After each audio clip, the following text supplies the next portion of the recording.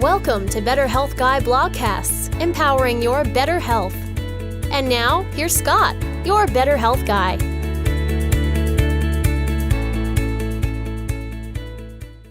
The content of this show is for informational purposes only and is not intended to diagnose, treat, or cure any illness or medical condition. Nothing in today's discussion is meant to serve as medical advice or as information to facilitate self-treatment. As always, please discuss any potential health-related decisions with your own personal medical authority. Hello, everybody, and welcome to episode number 36 of the Better Health Guy blogcast series. Today's guest is Dr. Ann Louise Gittleman, and the title of the show is First Lady of Nutrition. Dr. Ann Louise Gittleman is continually breaking new ground in traditional and holistic health and is a top nutritionist, internationally recognized as a pioneer in dietary, environmental, and women's health issues. She is an award-winning New York Times best-selling author of over 30 books on health and nutrition, including diet, detoxification, women's health, men's health, perimenopause and menopause, beauty, and the environment. As one of the world's foremost experts in functional and integrative medicine, she holds a master's in nutrition education from Columbia University, has a title of certified nutrition specialist from the American College of Nutrition, and a Ph.D. in holistic nutrition. Ann Louise has also served as the chief nutritionist of Pediatric clinic at Bellevue Hospital and is the former director of nutrition at the Pritikin Longevity Center in Santa Monica, California. She has won numerous awards, including the American Medical Writers Association Award for Excellence and the Cancer Control Society's Humanitarian Award in 2016. And now, my interview with the First Lady of Nutrition, Dr. Ann Louise Gittleman. I first got sick in 1997, and your book, Guess What Came to Dinner, was one of the first books I remembered reading when I was trying to find answers for my own health challenges. And we didn't know at the time that I was also dealing with Lyme disease and mold illness, and we really were focused on Epstein-Barr virus and parasites. It is such an honor for me to have you on the show today. You've been a source of information throughout my entire journey and my ability to really help understand things and recover my own health. So I'm grateful to have you on the show today and to talk to you about how you've rewritten the rules of nutrition. Welcome, Ann Louise. Thank you, Scott. It's a pleasure to be with you. Thank you. So how did you first become interested in the field of nutrition and become known as the First Lady of Nutrition?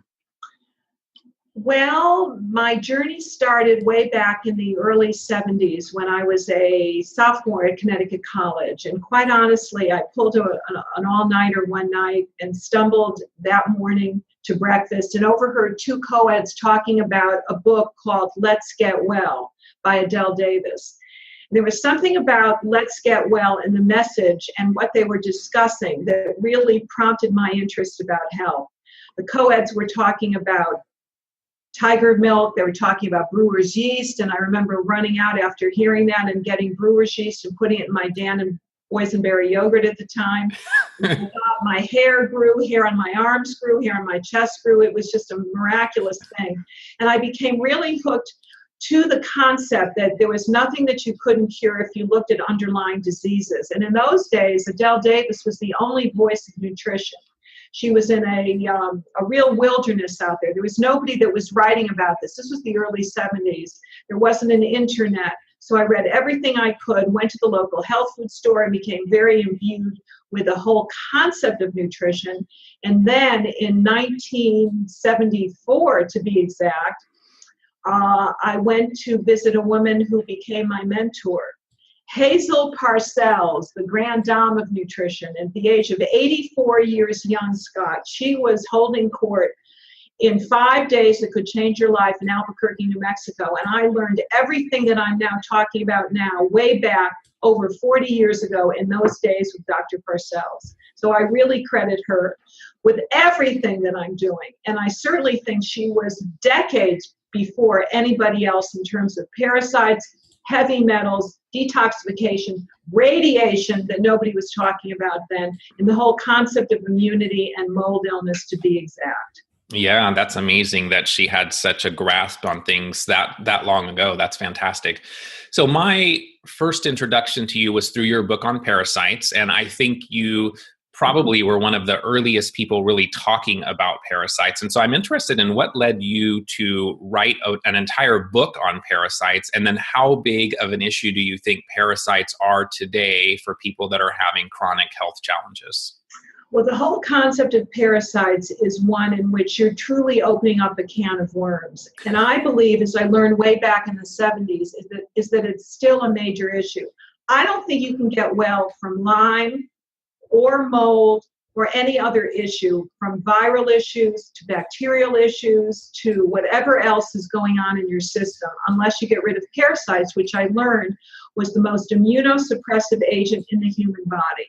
And after seeing what comes out of people in those 5 days that changed my life back in February of 1974, I never ate out in restaurants for at least 2 to 3 years. It made that much of an impact on me. So I first learned about parasites through Dr. Parcells and was so imbued with the concept of detoxifying people, helping them with issues from their skin to their blood sugar to their immunity. I mean, this is back in the 70s. People weren't even talking about the immune system, quite frankly, way back then.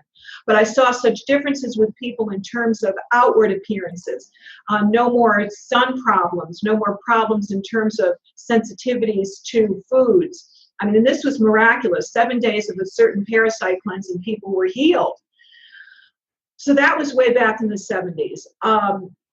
When I fast forward to the 80s and then went on to work at the Pritikin Longevity Center, where I was privileged to be the first director of nutrition and saw what was going on with people that were fighting heart disease and cancer and stroke and problems like that, I began to realize that if we just shored up their immune system and got rid of these underlying toxic loads, people were able to deal with all of their health issues that much more satisfactorily.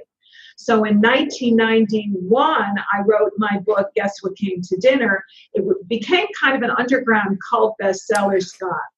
I did a lot of work with people at that point who thought that they had worms, kids that had ADD, ADHD, individuals that were now learning about AIDS. We detoxified them.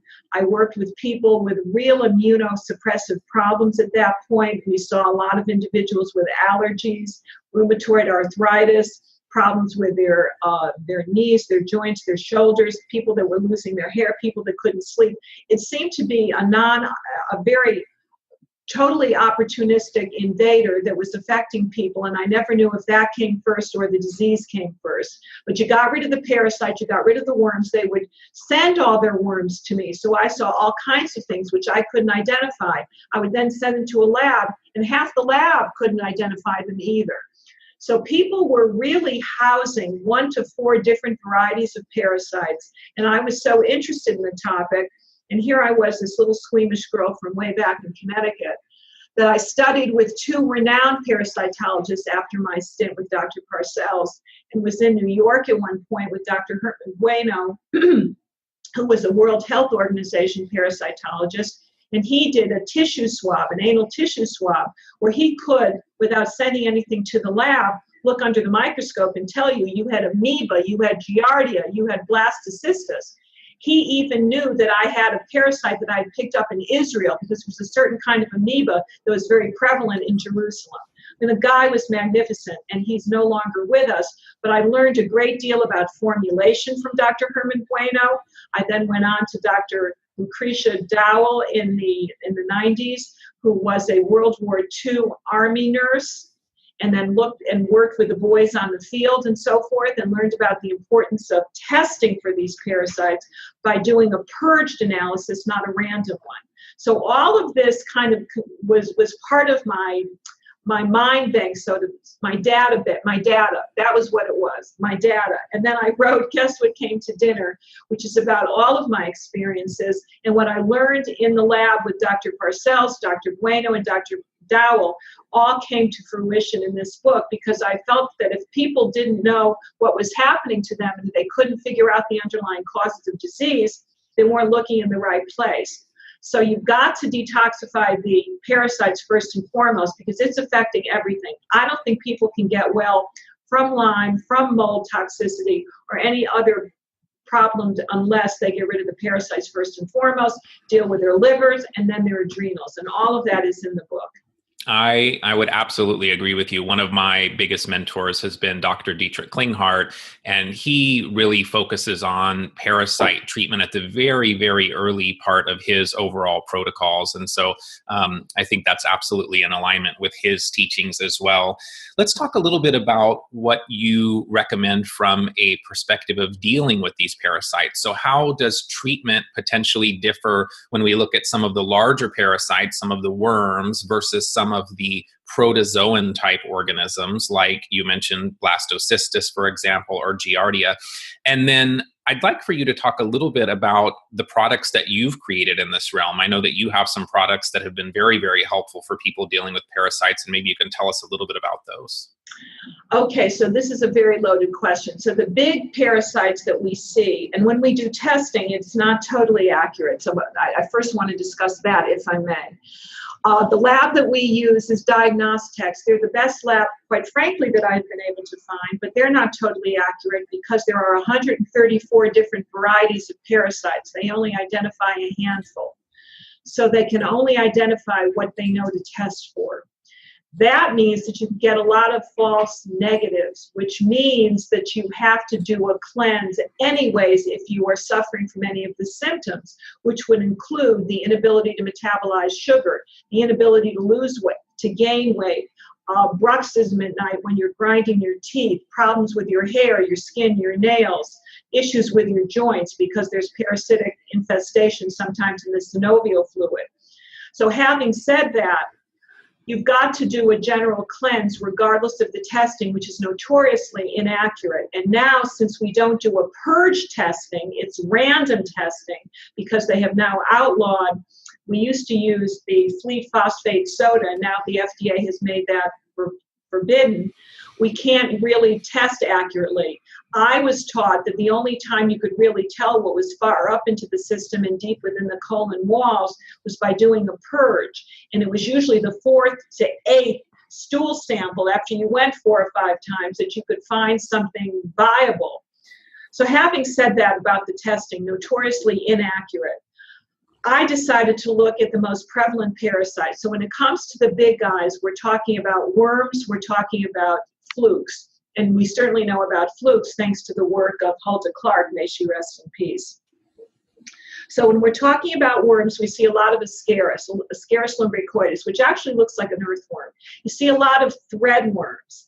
We see a lot of hookworms, and now most recently tapeworm and ropeworm, which we have now identified as being a real issue with people. So having said that, I thought to myself, what did the Native Americans do? What did Dr. Parcells use? So I conglomerated what Dr. Parcells used, the Native American lore that I found, and created a product called my colon cleansing kit, which deals with the large guys first and foremost, and the baby ones. For the large ones, we use wormwood, we use male fern, we use cloves, we use butternut, we use black walnut, and one herb that you don't find in any other product out there because most of these people don't do their initial research. They just look on the internet to see what the latest, greatest herbs are.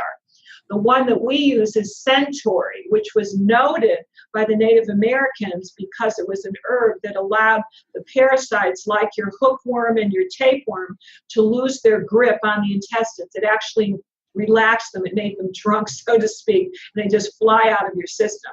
So when you take our products, be prepared to see something come out and then give thanks, get on your hands and knees and say, wow, what a load off the immune system.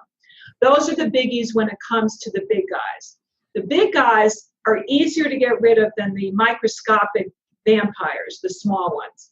Those can be really threatening to health. They really can be. You've got your amoeba, you've got your giardia, which is very prevalent and I think can remain dormant.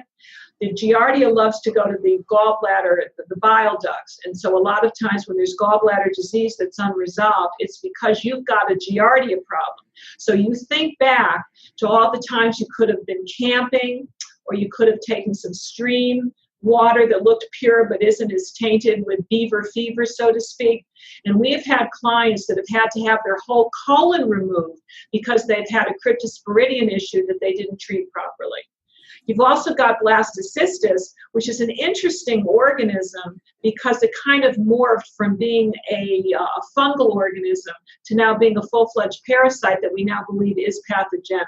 That's a tough one to deal with. Sometimes our products can deal with that. Sometimes your SF722 from Thorn is what's also needed.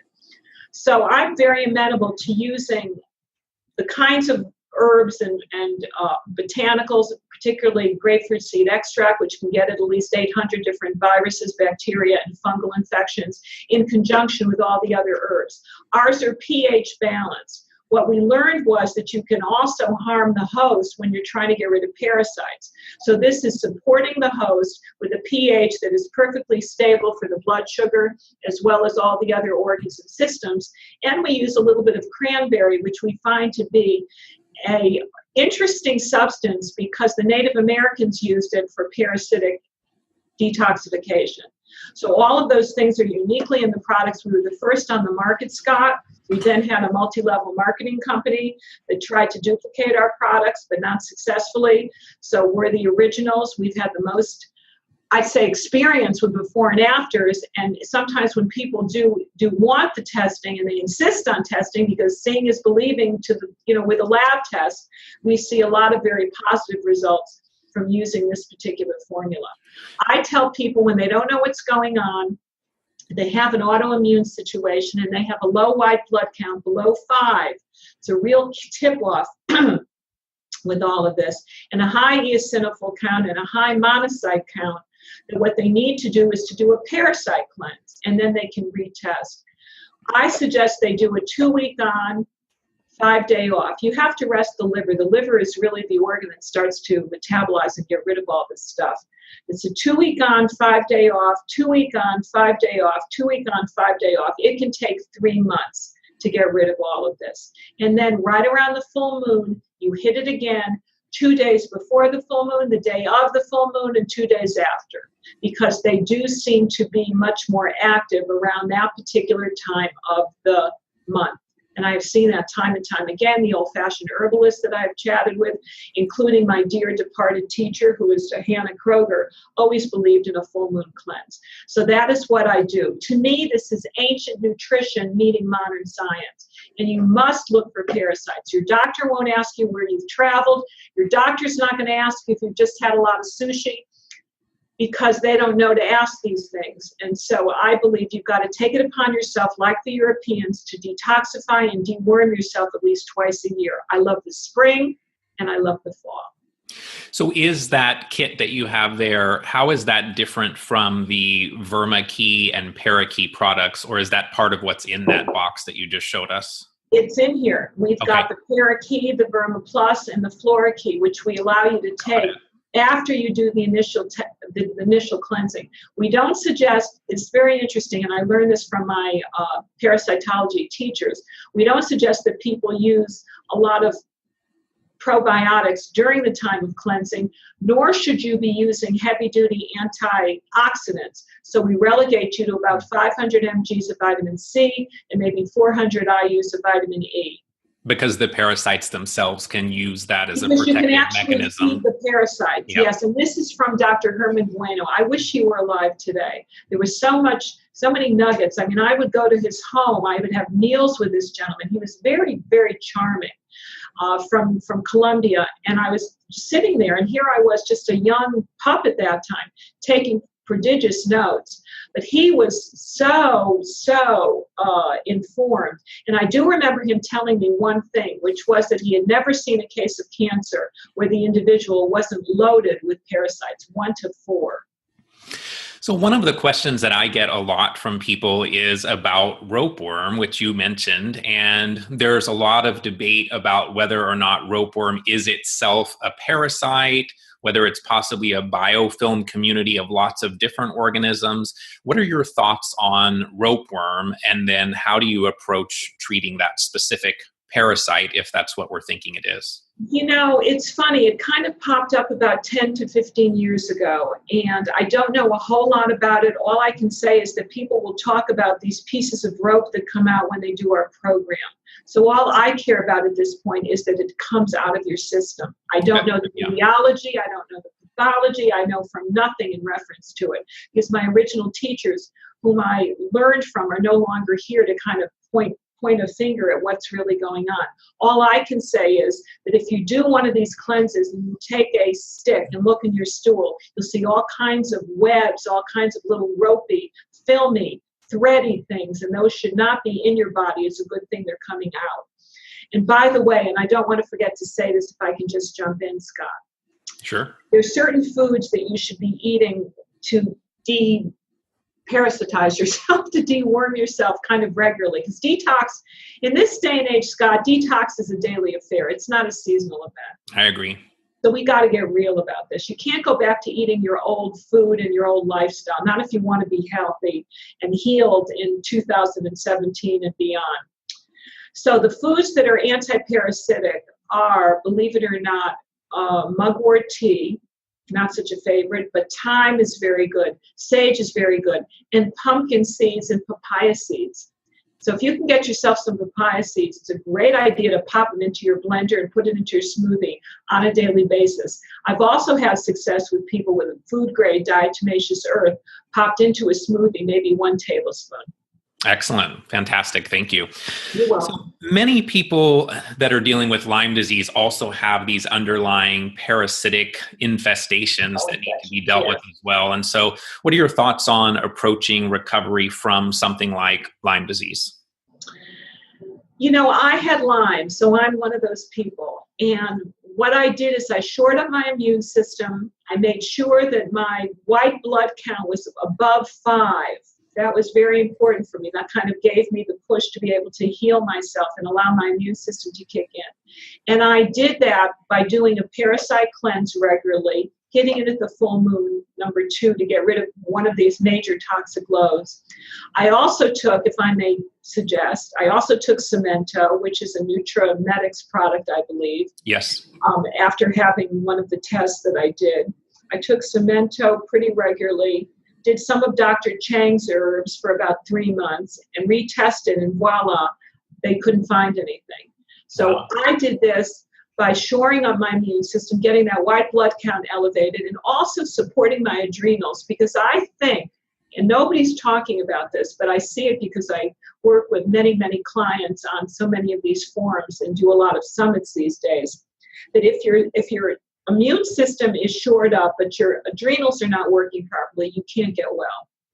You're not going to have the vital energy. You will just not have the energy. So making sure that you're taking something that's rather adaptogenic for your adrenals is really, really important. It's gravely overlooked in all of these protocols that I have seen. So I have something called the adrenal formula. For those with low blood pressure, it's a godsend. The adrenal formula, it's 7, 11, and 3. Those are the adrenal times. 1 to 2 at those times.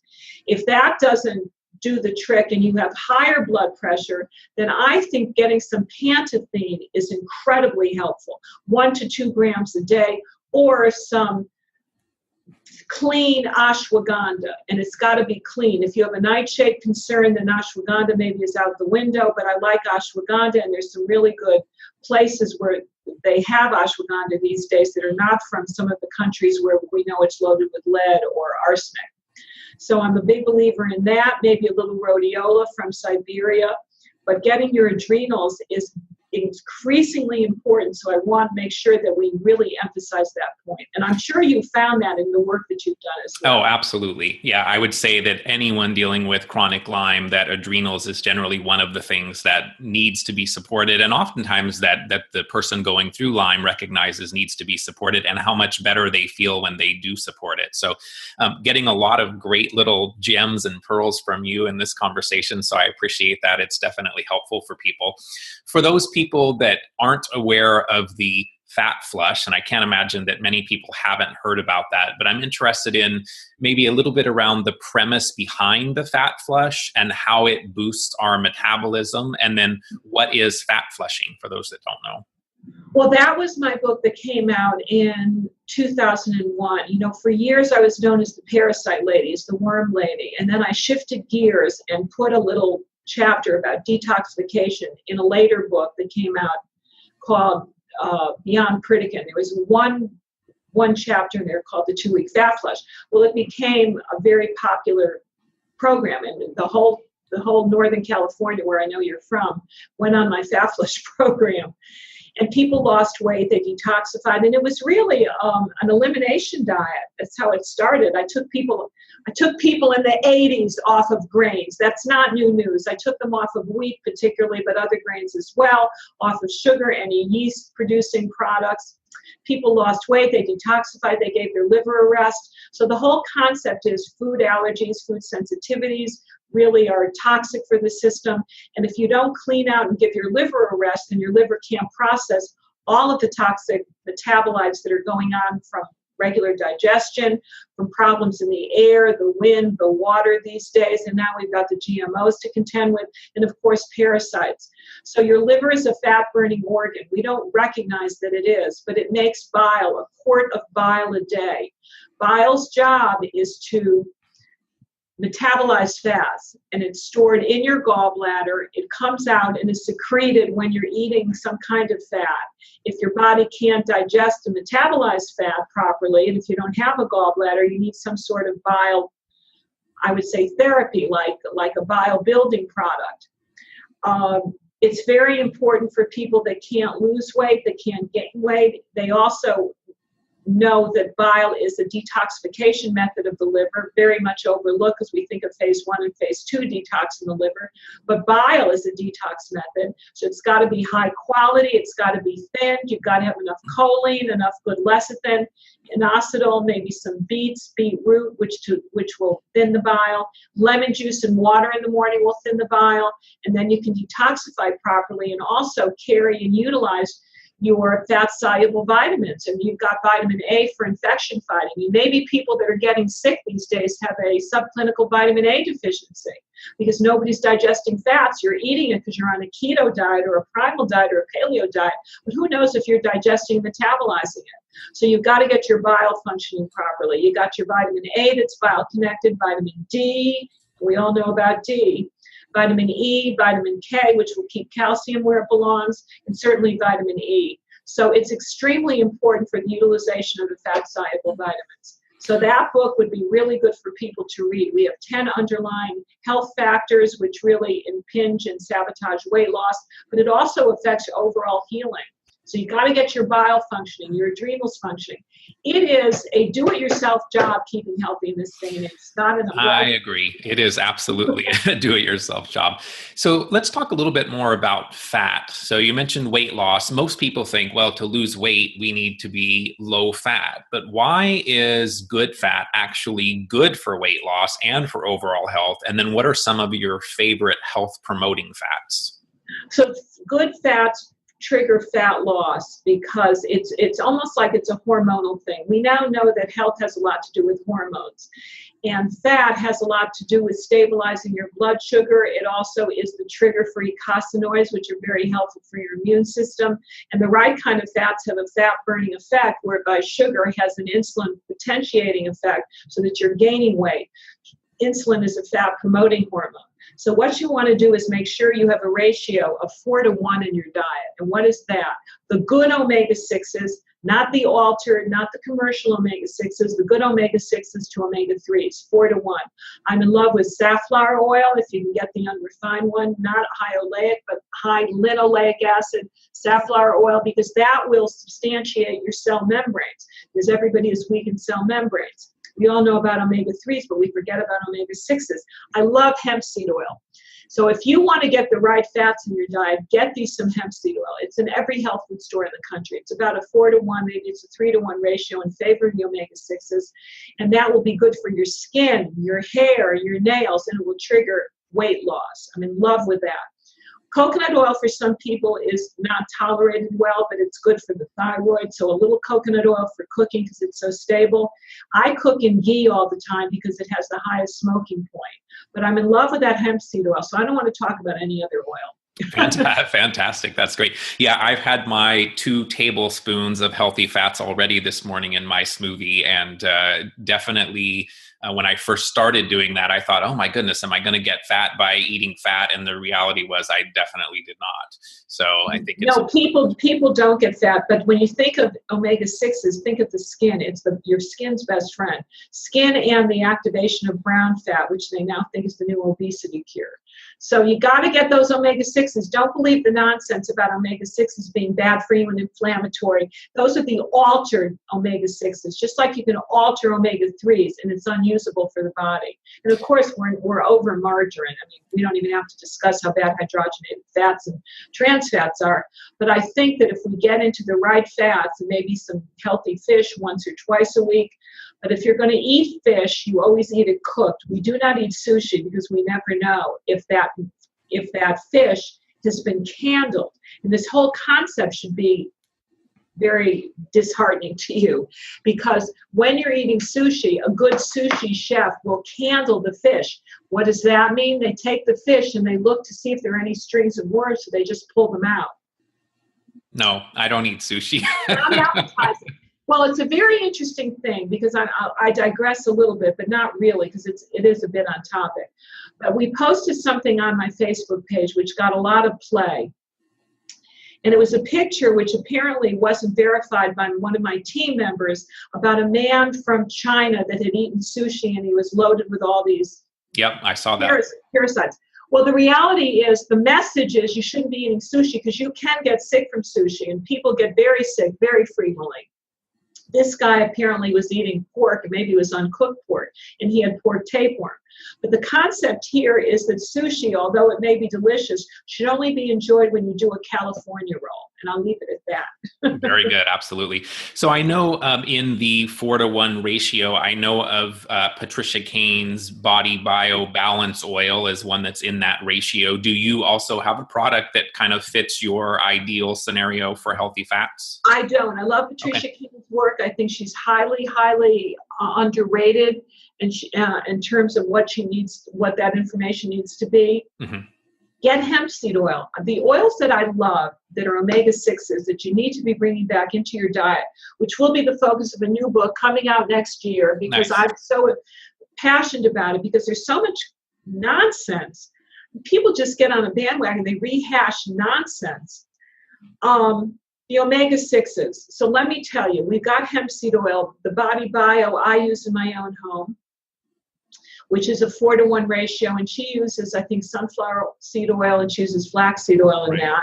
But there's also a wonderful oil called pine nut oil. And now that we're talking about, parasites, the pine nut oil has the ability to heal the mucosal membranes. So if you want to do yourself a favor, from your mouth to your anus, so to speak, it will heal all those mucosal membranes, including problems with GERD, if you have any regurgitation and you have irritation in the esophagus. So it's 1 teaspoon of pine nut oil 20 minutes before you eat has an amazing effect on the system. It's got a certain fatty acid that's similar to GLA, exceedingly healing, delicious as well, and it's an appetite suppressant. So I say bring on the omega-6. Wow. Awesome. So let's talk a little bit about how detoxification is connected to our support of the liver, our support for the lymphatic system, and do toxins actually make us fat?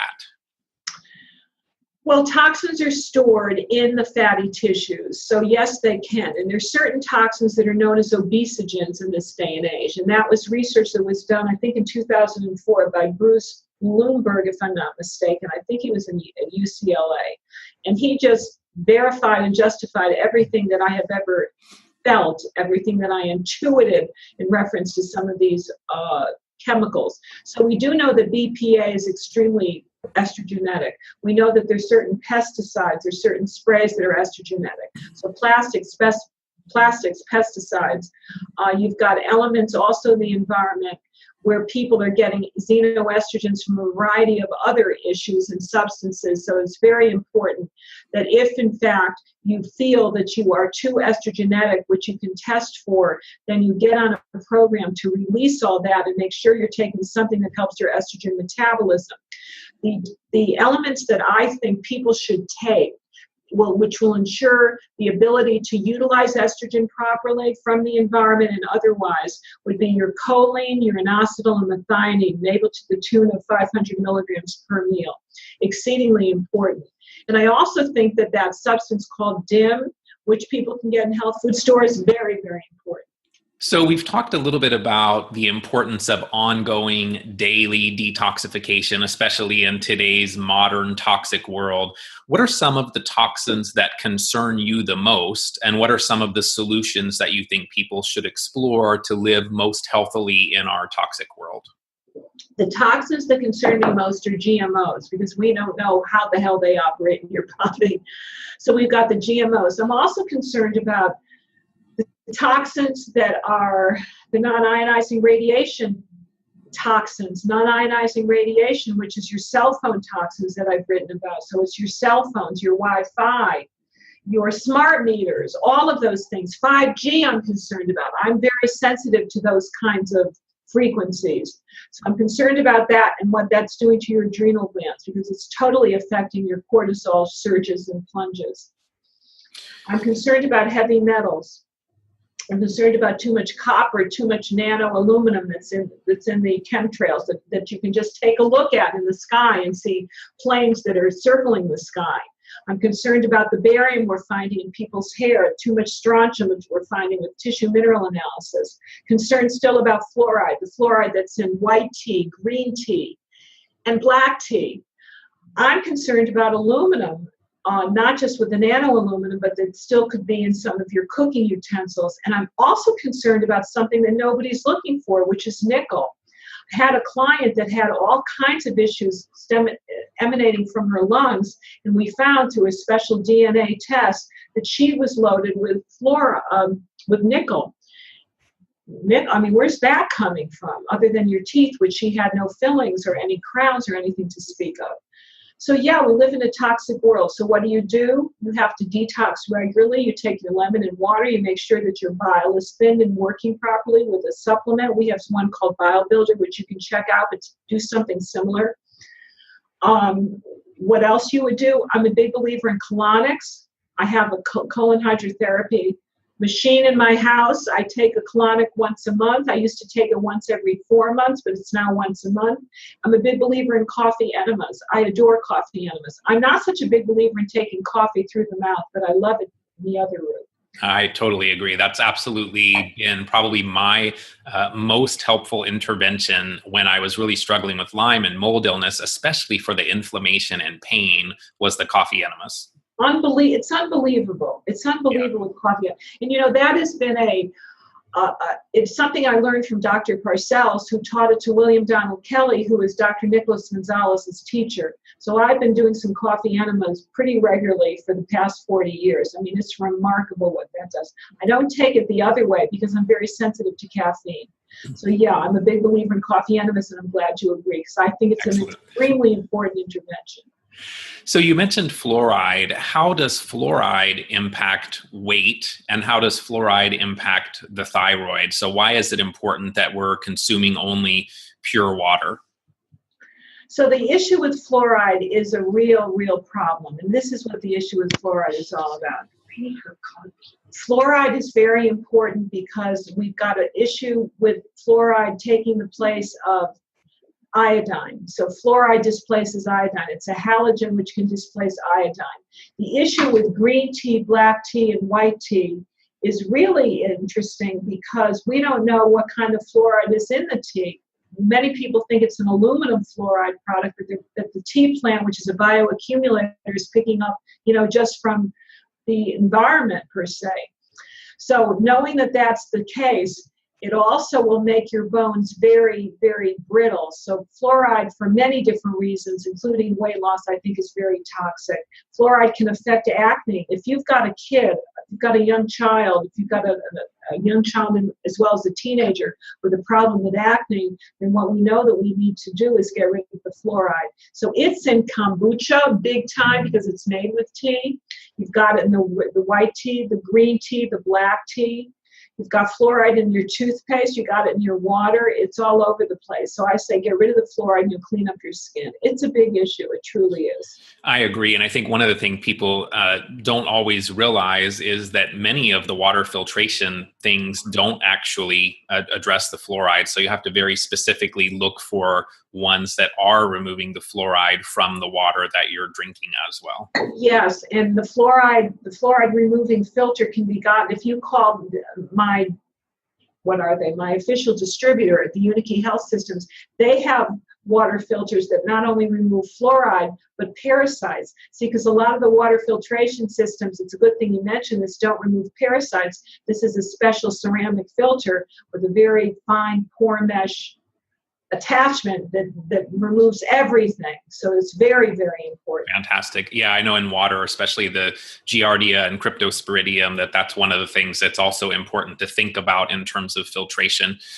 I'm interested in your thoughts about the impact of water damaged buildings, those people that are getting exposed to mold, that's also making them toxic, it's making them more inflamed. What are your thoughts on mold illness? Oh, it's huge. It is a major epidemic. Isn't it about 50% of all the buildings in this country that are water damaged? I mean, think about it. I had my own issues with it, which has made me sensitive ever since. I grew up in Connecticut, Lyme country, number one, but who knew back then?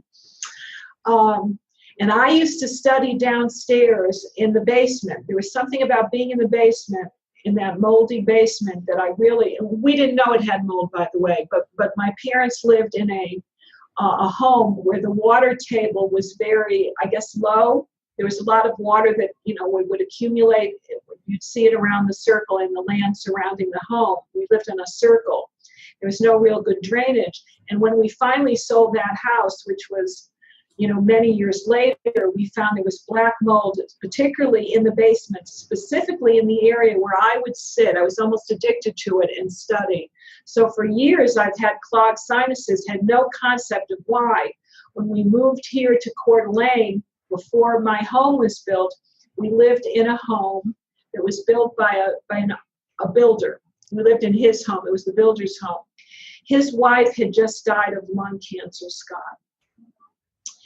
My husband got very sick living in that home. I didn't know what it was. He couldn't turn his neck one day. I went to the doctor. I took him to ER. God only knows what. And somehow somebody said, get the house checked for mold. So we had a remediation service. They found black mold right around the chair where he was sitting, because it was also a low water table, and in the shower area. And I thought to myself, this builder is going to be excited to learn that we now know what affected his wife. Well, I couldn't have been more wrong, because we soon got an eviction notice from this rental. And we then moved into a hotel. So this is a very incendiary topic, to say the least. But my heart goes out to anybody that's been affected by mold. And I know that you have to do as much as you can. There are ways in which you can do ozone, I believe, is now shot into the gas, I think, is shot into the sinuses. And then there's a mold rinse, which I also have. And it hurts so much that I would never do it again, with little drops of iodine. But I can send that information to you. Yeah, that would be great. Yeah, and it's also one of those things that people that are dealing with Lyme, and they're very focused on the Borrelia, Bartonella, and Babesia microbes that are known to be associated with Lyme. But I always urge people, even before they start going down the Lyme path, to make sure that their environment that they're in every day is safe for their recovery. And if you don't do that, everything you do to treat the Lyme piece or whatever the other issue is, it's really an uphill battle, because you are surrounded by your kryptonite on a daily basis. That's exactly correct. And so I had a building biologist come into the home that we built after that terrible experience in the rental with the black mold. And a building biologist came in to make sure we were mold-free, EMF-free. I live in a wireless home, by the way. You come into my house, I take your shoes and I take your cell phone away. And then you can get it when you go out if you're good. But to be honest with you, a building biologist, and there are building biologists that come to the home and assess it for all those things. It can be a lifesaver. We have the best water filtration now in my home, because we found uranium in my water. So we have water filtration that removes everything possibly. It's a whole house systemic water filtration without the fluoride, without the parasites, etc. And we also have the water filtration, the air filtration. We've got two different kinds of HEPA type filters in terms of getting rid of the mold and getting rid of particulates. So yeah, you can't be too careful in this day and age. That's it's great. Challenging. You have to be a health warrior. There's no question. I absolutely agree. So we mentioned the gallbladder, and one of the things that's always been interesting to me is people will get their gallbladder removed and then they'll say, well, fortunately it was a non-essential part of my body that I didn't really need, and so the fact that I had to have it surgically removed is not going to impact my health in a negative way. So I'm interested in your thoughts on the gallbladder. And then for those people who have had to have their gallbladder removed, what do they need to do to really optimize their health and be able to still benefit from the fat-soluble vitamins like A, E, K, and D? Well, the gallbladder is not a throwaway organ, so let's get that clear. So the gallbladder is a storage tank, but I think it's almost connected to the immune system, if you must know the truth. So it's a storage tank for bile. So the liver secretes the bile, and it's a storage tank for that bile. So when you're eating something that's fatty, it'll trigger the ability of the gallbladder to secrete the bile, which will then metabolize your fat, break it down into usable particles, and also allow your system to carry all the fat-soluble vitamins. If you don't have a gallbladder, number one. Number two, what's going to happen is there'll be a constant dripping of the bile into your small intestine, which can be very irritating to the small intestine, number one. With proper bile is the best lubrication. If you're constipated, get thee some bile. It will make you go to the bathroom like nothing else. Bile is extremely lubricating. You need the bile to break down toxins. You need the bile to break down hormones. So you got to get your bile. I mean, there's just not a question about it. And I write about it in the new Fat Flush Plan. So if you're not convinced, just go get that book. You will be convinced. People that now take a ox bile supplement, and we have a bile building product, it's called Bile Builder, will report that they lose weight, they can now detoxify, that their eyesight has improved, particularly night vision, because I think they're assimilating and utilizing their vitamin A. They have problems with circulation. That improves because of vitamin E. So all the fat-soluble vitamins that nobody's getting and digesting really need that bile to be metabolized and utilized. So we can't emphasize this enough. It's extremely important. And I also think that years ago, the initial health pioneers of the 20th century used to talk about bile and ox bile and bile salts. People have kind of forgotten that in their desire to get to a healthy diet, like a ketogenic diet. Well, suppose you don't have a gallbladder. What are you supposed to do? You've got to have your bile working properly. Anytime you eat something with fat, you need a little bile to help digest it and metabolize it properly. And I understand from one of the articles that I read on your site that there's also a connection between the bile and the thyroid that I think most people probably never made that connection. So can you tell us about that? It's pretty unusual, but there was some research that came out in Finland, of all places, that suggested that with the secretion of bile, your thyroid can then secrete something that allows the system to transform its non-active T4 into activated T3. And people that somehow can activate that can lose 70% more weight. It's fascinating. That's amazing. Really, it really is amazing. That is truly amazing. It seems that research is showing more and more that much of our health revolves around the microbiome and the beneficial flora and the beneficial bugs that live within us. What are your thoughts and recommendations for improving the health of the microbiome? I couldn't agree more. I think it's all about the microbiome in terms of weight loss, in terms of the gut, in terms of your hormones, in terms of calcium metabolism. I believe you should be eating a little fermented food every day. I mean, I think that kimchi is totally outstanding. Bubby's sauerkraut would be something else I would recommend. Maybe a little miso.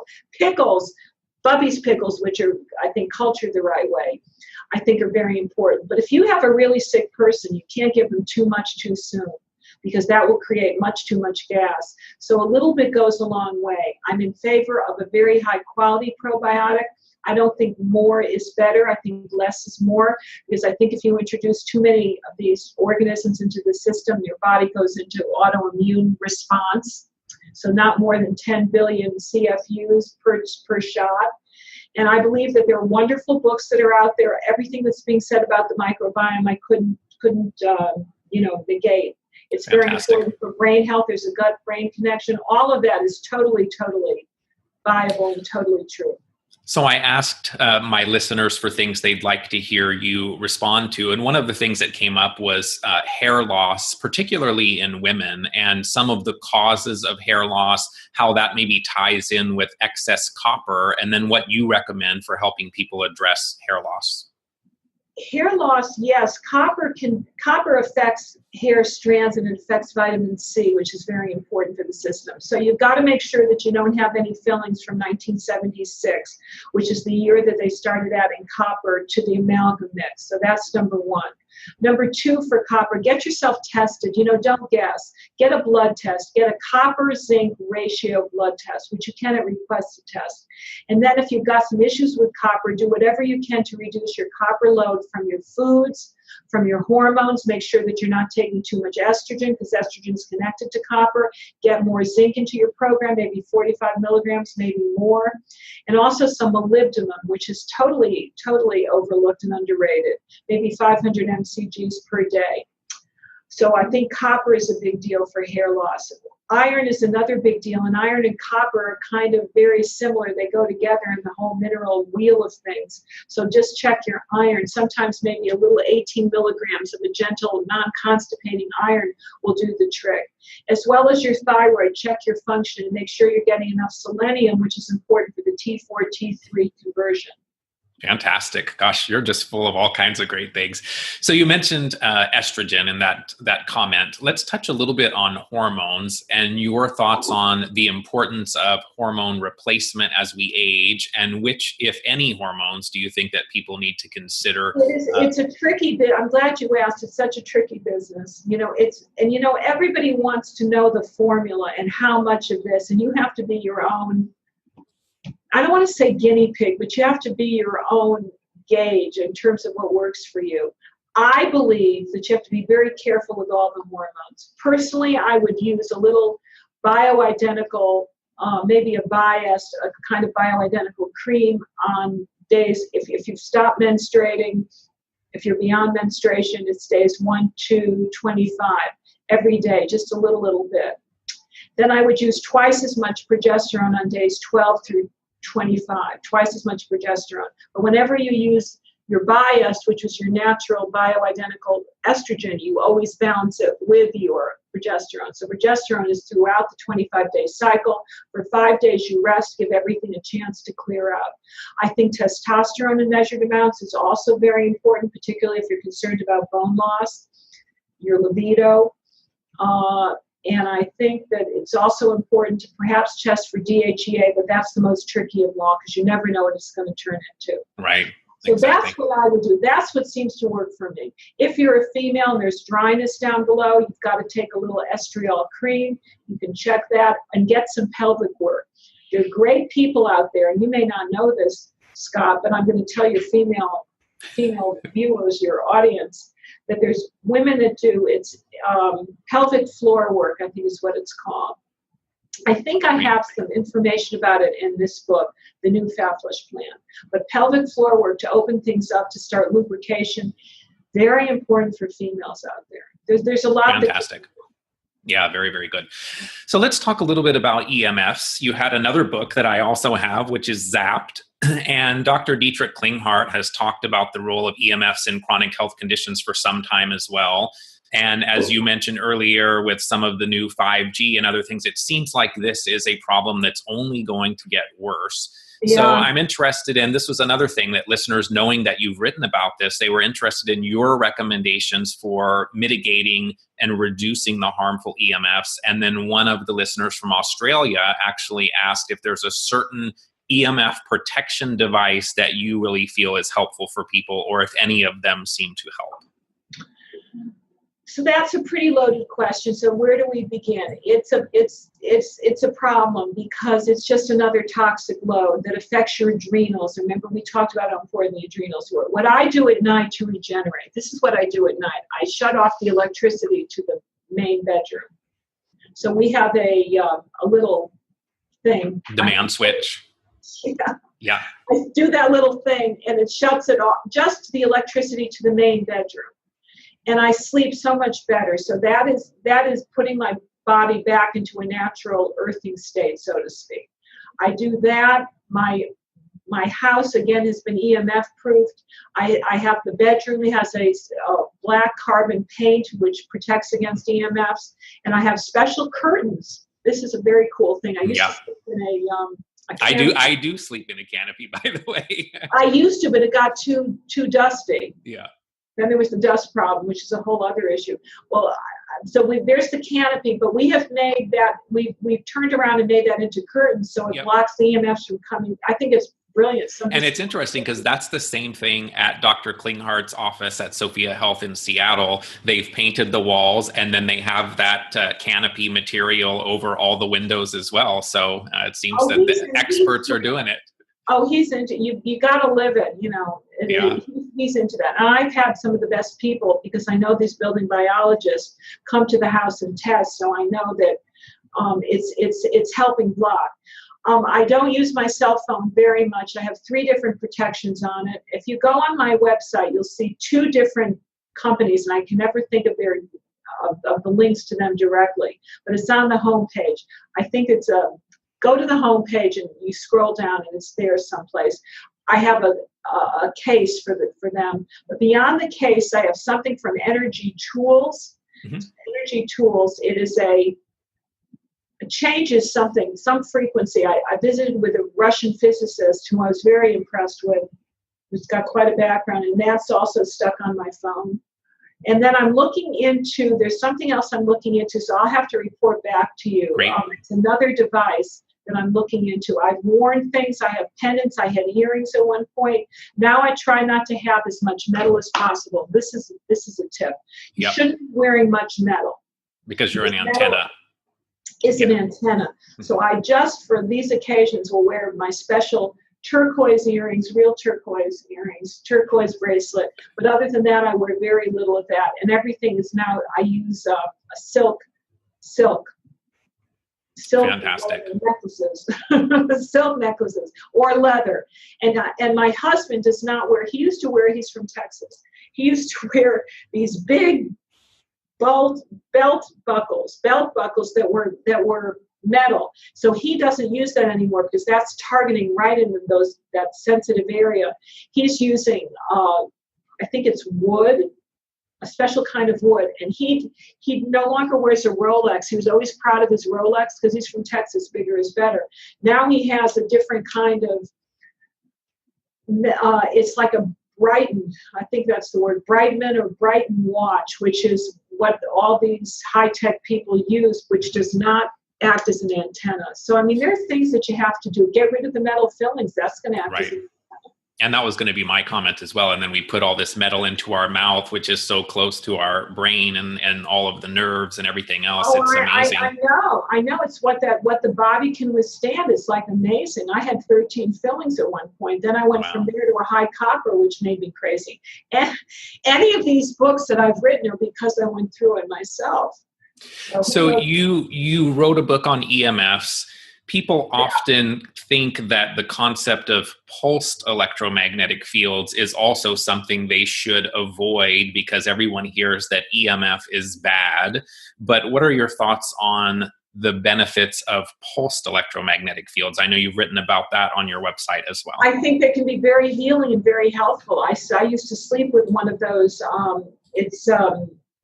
I don't remember, I can't tell you the brand name of it, but I used to sleep with one of them. That can be very healing. There's a lot to be said for all of that. You just have to get the right frequencies. I think that's what the key is. So I'm a big believer. And do you think that earthing or grounding is also something that can help in our ability to discharge some of these EMF exposures that we all face? You know, I'm aware of the dirty electricity, and I can tell you from my humble use of it, I'm traveling all the time. So when I go to a hotel, I plug myself in. I use a wristband. You don't have to buy anything expensive. Forget about the sheets because they wear out after several washings. So I do a wristband, and it makes a huge difference. Great. Yeah, I'm a believer, and I know Clint Ober personally, and he has the utmost integrity. Big believer. I've met him once, and I also have one of his wristbands. So yeah, it's interesting. We've come across a lot of the same people, which is well, fantastic. these are good people. These are good people. They're doing good work. Not all of us have all the answers, so you have to be very, how should we say, you've got to just be very varied in your exposure, because you can learn something from everybody. Absolutely. But as a female, I have a different perspective, because as a female, we have these hormonal issues that really can impact your system, and that's really where the difference comes in, because males to handle things very differently than females. Females seem to have more sensitivity in some of these areas. So I'm very delighted that you are holding the flame for these males, holding the space for the males out there, Scott. So what are your thoughts on stem cell therapy, and do you think that it has a place in the future of preventative and anti-aging medicine? Yes, provided it's taken from your own fat cells. I'm a big believer in stem cell therapy. Great. Most definitely. Most definitely. So I know that you have experienced all kinds of health and wellness tools over the years. What are the ones that you personally just could not live without? My colonic machine. If I had to choose one thing, it'd be my colon hydrotherapy machine. Now, I am blessed because the woman who is my personal chef is also a colon hydrotherapist. So we joke. She feeds us and she cleans us is what she does. She's just extraordinary. But it's my colon hydrotherapy machine, I think, is number one. My Parcells Theolite is number 2, where I detoxify my food. And did you say zeolite? Called Theolite, T-H-E, Theolite. Oh, Theolite. Okay. Theolite. What is that? Tell us about that. I haven't heard of Theolite. No, because it's a Dr. Parcells creation where you put your food under a special lamp. I'll have to get you some information about that. Okay. And it's in a special field. It's in a Tesla field. There's magnets or there's wires that are in the base, and it's a special, the light is the full spectrum light. I wish I could explain it better. So is the idea to impart photons into the food to make it more able to be nutritious? Bioenergetic. It's more bioenergetic. Okay. And it takes away certain types of toxicity from the pesticides. Amazing. Great. Oh yeah, we used to put colored plates on foods. And I would say if there was another thing, because I love the number 3, what would be the third thing besides the Theolite, my colon hydrotherapy machine? Probably my bathtub, because I'm a big believer in therapeutic bathing, whether it's salt and soda to get rid of radiation, or it's plain baking soda to get rid of all kinds of acidity situations. And I'm also a big believer in Epsom salt baths. Fantastic. Yeah, those are amazing tools. What would we find in an Ann Louise Gittleman favorite smoothie? Oh, all kinds of things that most people wouldn't drink. Let's say you'd find my Daily Greens. I help formulate a product called Daily Greens. And the reason I like that the best is I couldn't find anything on the market that I thought was balanced. It had everything but the kitchen sink in there, and I don't believe in that. So it has all the healthiest non-gluten grains. It has a hydroponically grown chlorella, which means that it doesn't have any toxins from the environment. And it's got a lot of celery leaves as well as some barley grass, which is so important for the repair of DNA. You'll find that. You'll find some diatomaceous earth. You'll find some collagen. We use a particular brand of collagen. I can't think of the name. I'm off of gelatin now because of the fact that gelatin is very high in oxalates, so I'm getting concerned about that as I get older. Because as you get older, there are different body parts that start to rear their ugly head. Mm-hmm. And you would find, what else do I use? Cran water is my basis. I use a good protein. I use our Unikey protein. It's the fat flush whey protein because it's A2 milk.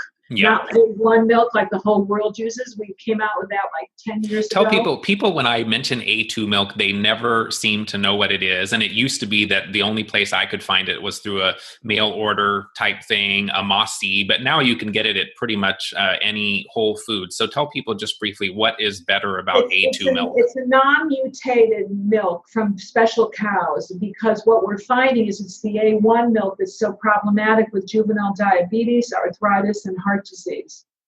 Absolutely. So years ago, I did some research, so we came out with this, and it's a whey. Ours is only stevia sweetened. You need something. Monk fruit is very expensive. So we have a stevia sweetened with a little inulin. I think it's delightful. And what else do I put in that smoothie? I'm not a big fruit eater. Do you put your hemp oil in the smoothie, or do you take that separately? Oh, no, the hemp oil goes in the smoothie. And sometimes chia seeds. I do different things every day. I'm thinking of what I would normally do. The chia seeds and some cream of tartar. I throw cream of tartar in there for the potassium because I run low. I mean, I run on my adrenals, so I need that.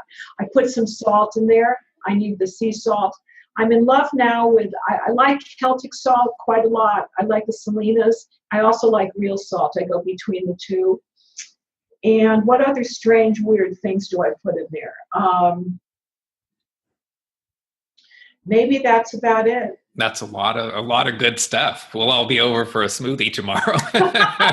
Yes. Sounds great. So any last comments or anything that comes to mind that you would like to share with our listeners? Gosh, we traveled the universe today. We did. I had so much fun. This is what we do. This is how we roll. I think, I'm trying to tell people, I think with Lyme that you can't just focus on the Lyme. I think that what is the underlying theme with all this is you've got to look at these other underlying causes. You've got to rev up your immune system to be able to handle it. I was able to get rid of a lot of my symptoms in a very short period of time by really supporting my immune system.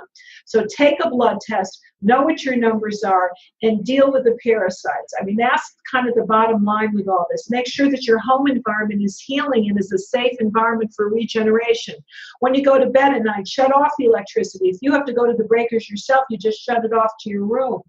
So you try to approximate as healthy an environment as possible. Don't live on your cell phone. Unplug as much as you can. Did I do it? Let's see. Yeah, those are fantastic. And it's amazing because go ahead. And laugh. I resonate with so many of the things that you've shared with us today. I really appreciate you taking time out of your busy schedule to be here. You tossed in so many pearls and gems that I know people are going to really love. And I'm even going to go back and listen to it again and take some notes from some of the things that you said. Kind of a stream of consciousness. You call me right after a manuscript when I'm a little overtired, so this all just flows out. Oh, it was amazing. You have been such an educator of mine for 20 years now, since I first got sick and picked up a copy of Guess What Came to Dinner. And so I am so grateful for the work that you do. I appreciate all the information that you shared with us today. And I just want to thank you, and I'm grateful to you for being here. Thank you so much. I will talk to you very soon. To learn more about today's guest, visit AnnLouise.com. That's Ann Louise, spelled LOUISE.com. AnnLouise.com. To learn more about the products that were discussed in this interview, visit UnikeyHealth.com. That's Unikey, UNIKEY, health.com. UnikeyHealth.com. I appreciate your support of the Better Health Guy blogcasts series. If you'd like to follow me, you can find me on Facebook and Twitter as Better Health Guy. The show can be found on YouTube, iTunes, Google Play, and Stitcher. If you'd like to support the show, please visit betterhealthguy.com/donate. And if you'd like to be added to my newsletter, please visit betterhealthguy.com/newsletters. I'm looking forward to many more shows ahead and appreciate your interest. Thanks for listening to this Better Health Guy blogcast with Scott, your Better Health Guy. To check out additional shows and learn more about Scott's personal journey to better health, please visit betterhealthguy.com.